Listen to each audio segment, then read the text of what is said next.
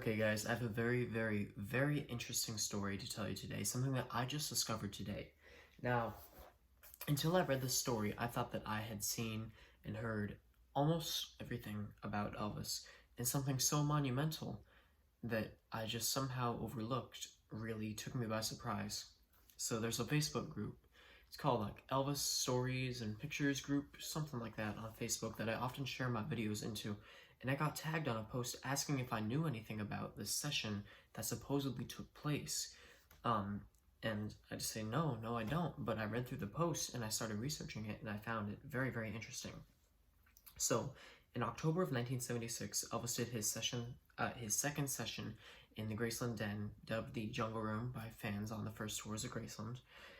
And the previous session from February had spawned a #1 country album, so RCA clearly wanted to replicate the success.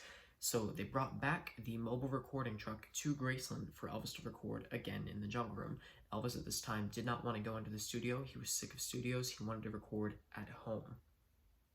So they brought the truck back, and this time around, Elvis was much less inspired than he was in the previous sessions, and he only got through 4 songs. It's Easy for You, Pledging My Love, Way Down, and He'll Have to Go. 3 of those, I think, are absolute A-rated, incredible songs, He'll Have to Go being a B-rated song.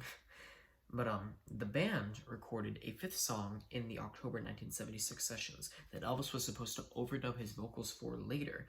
This song was written by Jerry Scheff, Elvis's bass player, and the song was called Fire Down Below, or There's a Fire Down Below. Now, Elvis didn't get around to recording the song in those sessions. It's rumored that Cheryl Nielsen did a guide vocal for the band to go along with, and Jerry Scheff hoped that Elvis would be able to record it the next year. Now, this song was a hard rock song. It's much heavier than anything that Elvis had recorded at this point, or really ever, because he never got around to it. So, very, very hard rock song. He did not record in these sessions, but the band recorded the track for it. So, RCA scheduled another session for 1977. Now, I know all of you are thinking, what? Elvis never did a session in 1977. So somehow RCA convinced Elvis to go into a legitimate studio, and the studio was called the Creative Workshop in Nashville.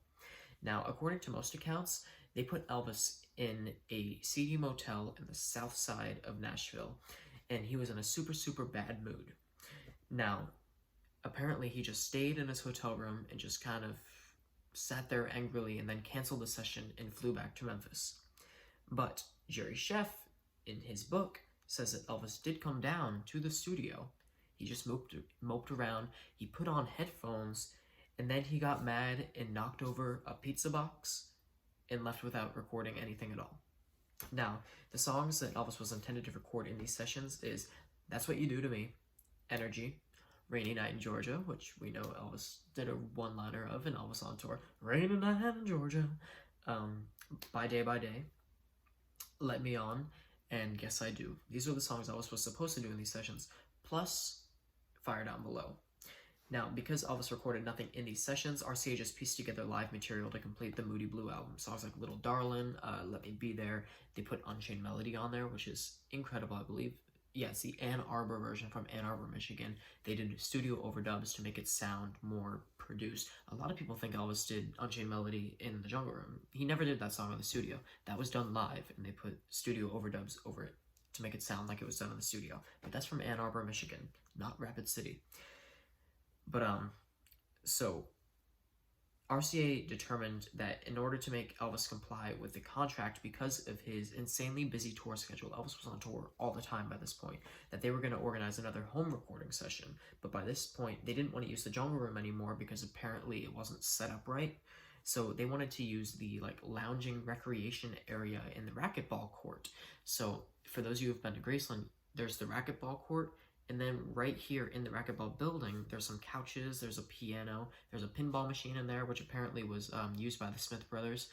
And Vernon got mad because it was making so much noise, so they said to get it the heck out of here, and they put it in the racquetball room. I think it was Billy who told me that. I don't remember where I heard it. I'm pretty sure Billy told me that. But, so they were supposed to record in that room. Now, it's only rumored that this actually happened. There's no evidence to back it up. Some people say it never happened. A lot of people say that it did happen, and there's just no evidence.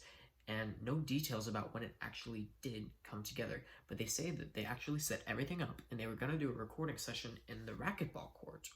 Now, I would assume that this session would have been July of 1977, maybe even early August of 1977. I don't know, because Moody Blue came out in July of 77, so I would think if they needed more tracks, they would have made Elvis record it then.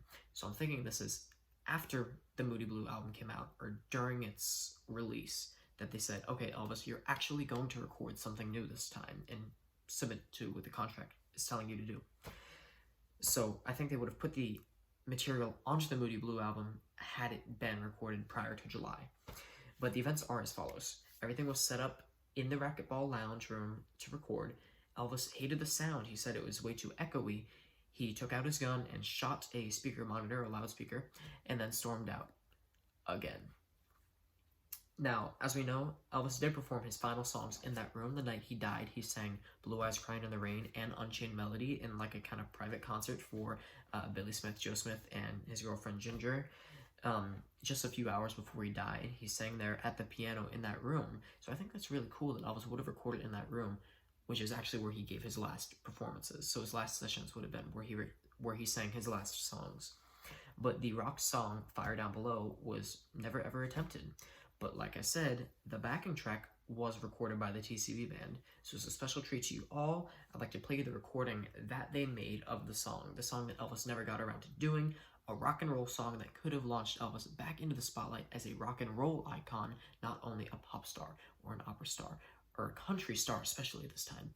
This is a hard rock song. It's even kind of Zeppelin-like. I don't even know how to describe it, but please enjoy There's a Fire Down Below, written by Jerry Schiff, performed by the TCB band. Thank you very much, everybody.